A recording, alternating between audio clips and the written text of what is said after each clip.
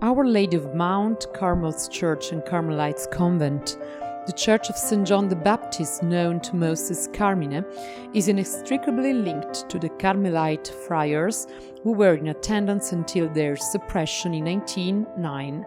In 1559, Martino Alfarano left the Carmelites of Lecce as testamentary heirs of all his possessions, with the obligation of founding a convent of their order in Presicce and naming it after St. John the Baptist, then patron saint of Acquarica, Alfarano's birthplace. According to the documents, the inscription on top of the gate and the 18th century epigraph on the counter façade, this building was probably rebuilt in 1695 and subsequently refurbished in 1790.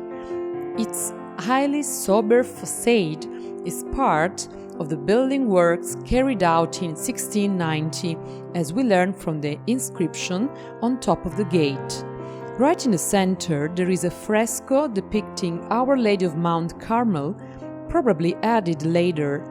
The huge 1804 bell tower was struck by a lightning in the early 90s and rebuilt as it was and where it was in 1951. The church features a longitudinal pattern layout formed by 3 bays, one of which is narrower and higher and overlooks the choir area. In the base of the liturgical hall are 4 chapels with stucco altars contemporary to the 18th century stuccoes. The 1790 Rococo-like decoration commissioned by the prior Fra Policarpo Torselli and clearly oriented towards the neoclassical innovations, features a unique pastel-nuanced walls bearing white stuccoes. The 2015 restoration works allowed to discover that the 18th century decorations were layered on a 17th century painting cycle. The only remaining part of the 17th century church is the super altar in Lecce stone. The elaborate design consists of 4 twisted columns and 12 statues of saints, angels and prophets. It features a complex iconographic program showing a refined modeling with putti, cherubs and fine Baroque decorations, featuring birds, phytomorphic patterns.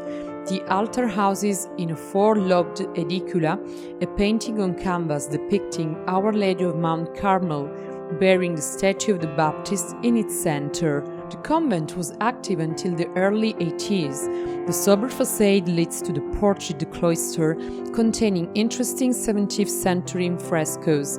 The upper floor is divided into several rooms, the ancient cells of the friars, which today house the municipal offices.